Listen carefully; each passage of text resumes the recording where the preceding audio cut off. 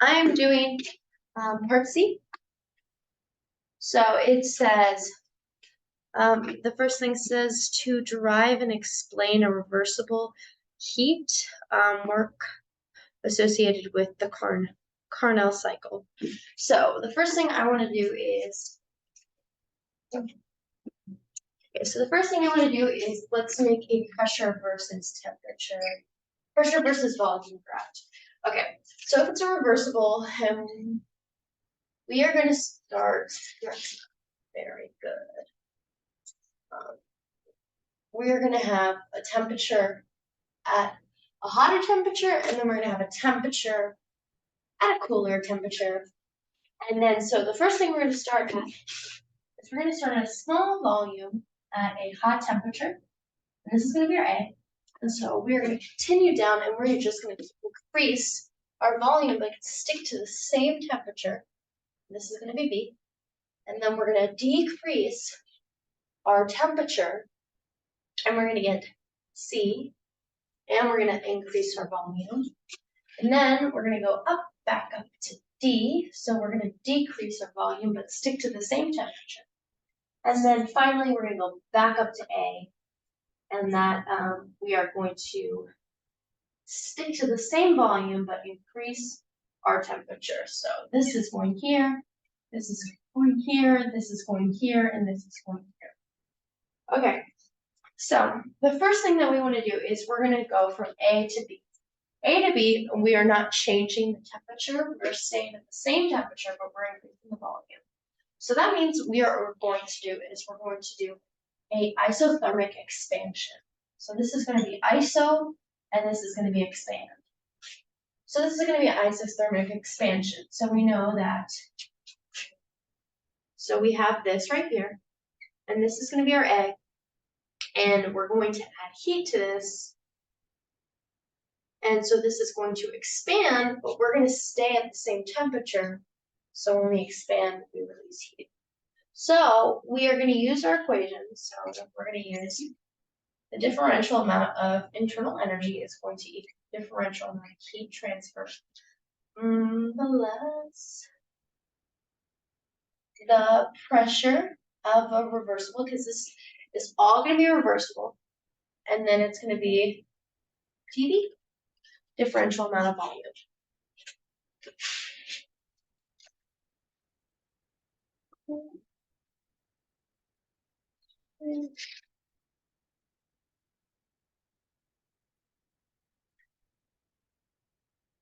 It's going to be minus. Okay. So now we know this is a isothermic. That means there's no heat change. So du changes to Cv, so our heat capacity times the differential amount of change of temperature. And since there's no temperature because there's no temperature change because this is isothermic, it's a 0. So now what we have is we have our dq. So our heat transfer is going to equal our pressure reversible. And since this is a ideal gas, we're going to use PV equals RT. So then this is going to equal R T over V dV. And now we're going to integrate in respects to both sides. So dq is going to be R0, and then this is going to be our hotter, so the heat added to the system, because we're going to add heat to the system. So this is going to be QH. And then over here, our volumes are going to be changed to, so our starting volume, so VA, and then V. And now we have this, and then when we integrate, we get just QH, so the heat added, and then we're going to get RT, and then we're going to do the natural log of dB over VA. Okay, so that's for our isothermic expansion. So now we're at B, and we need to go to C. So B to C. So what happens is we are going to change the temperature, but when we change the temperature, we're going to expand it. So when we expand it, we are going to release heat onto its environment. When we do that, we're not going to want any heat transfer. So that means it's going to be adiabatic expansion. So let's draw this one. So we're starting here and we're expanding so that we can release heat. So this is Q0 and we are releasing heat. So this is going to be adiabatic expansion. So this is the adiabatic expansion. So that means that, so we have du equals dq P. So this is going to go to 0. And we already previously have derived this in our, I think, homework part A of this. So I know that it's T2 over T1, and then this is CV over R equals our volume 1 over volume 2. So what we know is, let's just plug in our temperatures. So our temperature, our second temperature is going to be our temperature at our cooled, because we're cooling down. And the first one is going to be the temperature at the hot, CR. And then this one is going to equal our V1. So we're starting at B, and we're going to C. Okay. So now after this, that's going to be for our adiabatic expansion. And now that we're on, now we're going to go from C to D. When we're going to go to C to D is we are going to decrease our volume, and when we decrease our volume, we're going to keep the same amount of temperature. So that means it's also going to be isothermic, and this one means it's going to be isothermic compression. So let me write B here, B, and C. Okay, so now we're at C. C, and then this needs to shrink so that this is D. Okay, so this is going to be iso, and then this is going to be a compression. So an isocompression is, let's write out our internal energy, differential change in internal energy, and then our differential heat transfer minus our P reversible times our differential change of volume. Okay.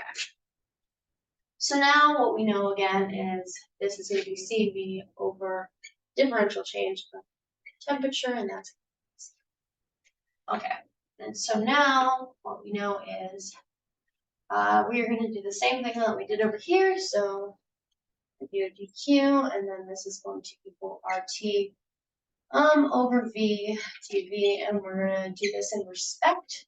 So this is going to be our heat released. We need our heat to release to come back to where we are.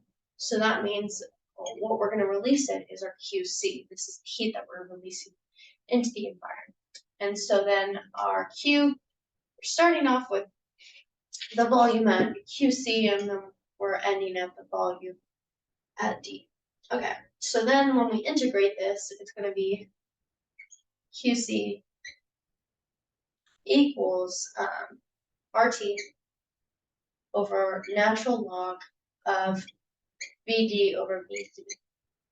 Okay, so now that we know this, our next one. So we're going to go from D up to A. So what is D up to A? We are going to compress our volume again, and we're going to change our temperature. When we compress it, we want to also,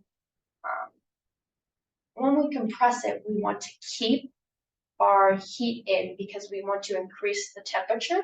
So when we compress it, we don't want any heat loss or any heat transfer. So that means it's going to be an adiabatic compression. So adiabatic compression. So let's write it out. And then this is going to be our A right back where we started. Okay, so now we're doing an adiabatic compression. This means our heat transfer is going to equal 0. And just like the last time, this was already pre-derived, so let's just put it back into our derived. So it's going to be T2 over T1, and then it's CV over R equals our V1 over Okay, so what we're ending with is our temperature at the hot. So temperature at the hot over temperature at the cold, CR. And then our volume, so our volumes that we're starting with is going to be volume at D and then volume at A. So now we know all of our steps to our equations. And now what we want to know is the efficiency of the Carnot equation. We want to know what our efficiency of the equation is. So let's first think about it. So to understand that we are doing the efficiency. So the efficiency is going to be the heat done by the system. The heat done by the system is going to be the negated heat done, the work done on the system. So we want to do the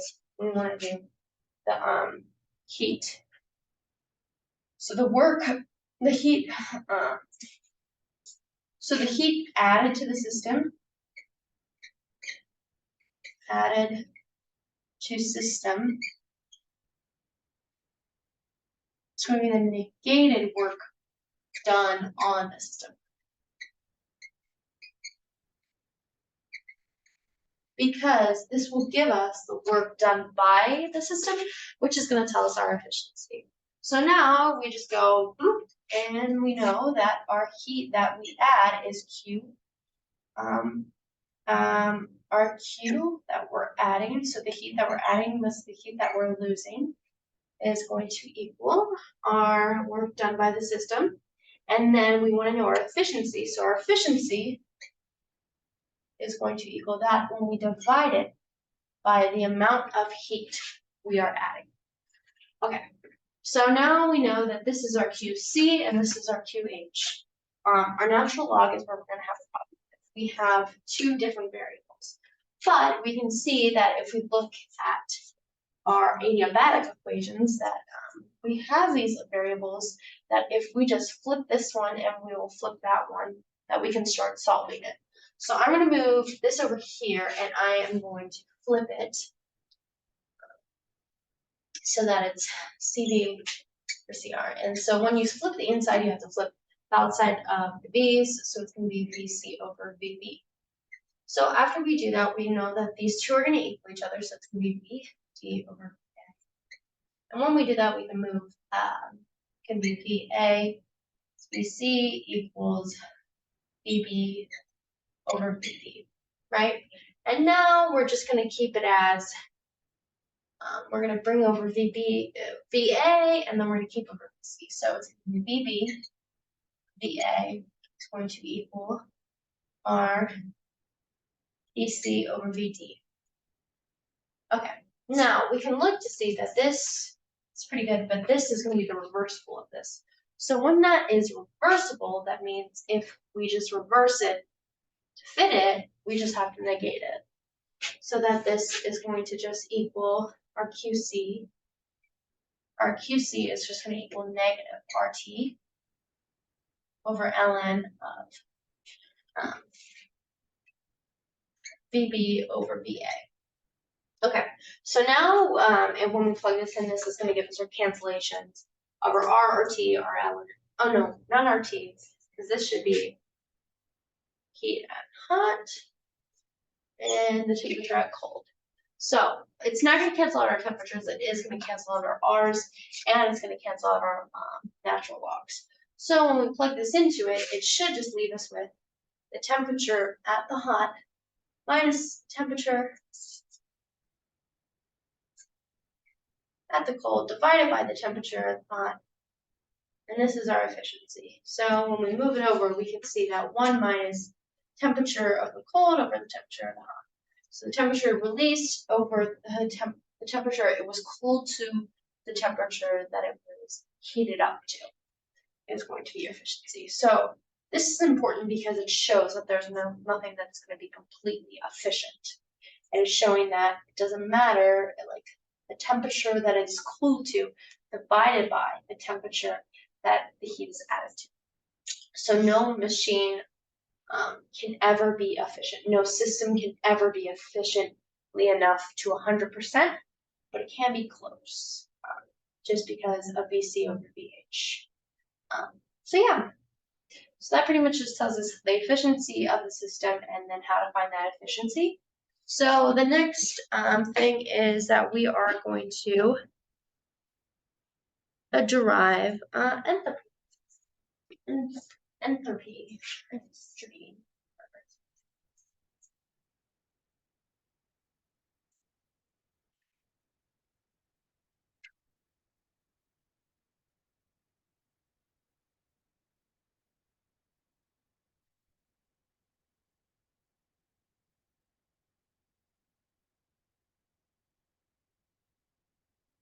Okay.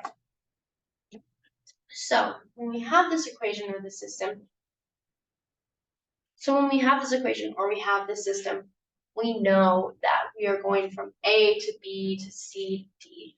And what we're doing is we're adding all of the heat that we're adding to the system, and then we're dividing it by the heat transfer at that system. So we're adding up all the heat transfer, and then we're dividing it by the heat transfer. And this should be 0. So if you have a reversible system and you go all the way back to the origin point and you add all of your heat transfer and you divide it by the temperature at that heat transfer, you should get 0. So this is going to make it look like this over the differential amount of heat transfer of a reversible, because this equation has to be reversible, only works for reversible. And then you're going to divide it by the temperature at that point. Okay. And so this is called our entropy. This is called our ds. So this is ds. This is entropy. Okay. So now that we know what ds is, let's derive by our second law of thermodynamics. So our second law of thermodynamics is, I'm going to erase this. Okay, so our second law of thermodynamics is that our entropy plus our entropy on the surroundings is going to be greater than or equal to 0. So what we just found out that our heat transfer is divided by temperature. This is going to be on the surrounding, so we can plug it in for here. So now we get ds minus dq divided by temperature is going to be greater than or equal to 0. So now let's multiply by t so we can get t out of the way, because it's in the denominator. So then we have dq. So now we have temperature times entropy, and then we multiply it by our heat transfer. It's greater than or equal to 0. So now, what do? We know that our differential amount of internal energy is going to equal our dq minus our pressure of the reversible. Well, yeah, pressure of the, just say pressure dV. Okay, so we know this. So we know our dV, so let's move this to the other side and then plug it in. So our dq is going to equal du minus dp. Okay, so now we're going to plug this into it. So ds is going to be du minus dv. Yeah. Okay. So now when we look at this, we are going to see that temperature and pressure are not going to be changed. They are constants. So when they are constants, we can bring them into our derivation. So we can bring them in to our s and to our v. So this is going to change it. So it's dTs minus du minus p over, oh no, we don't want that. We want this to be d over greater than or equal to 0. And now, since they're all differentiated, we can just combine like terms. We also, I'm going to flip the sign, so that's going to flip the signs then 0. I want this so that U is in front plus PV minus TS is less than or equal to 0. So what we know is we know that enthalpy equals the change in the internal energy plus PV, right? So bam, that could be entropy minus TS is going to be greater than or equal to 0. And then this equation right here, entropy minus TS is going to equal dg.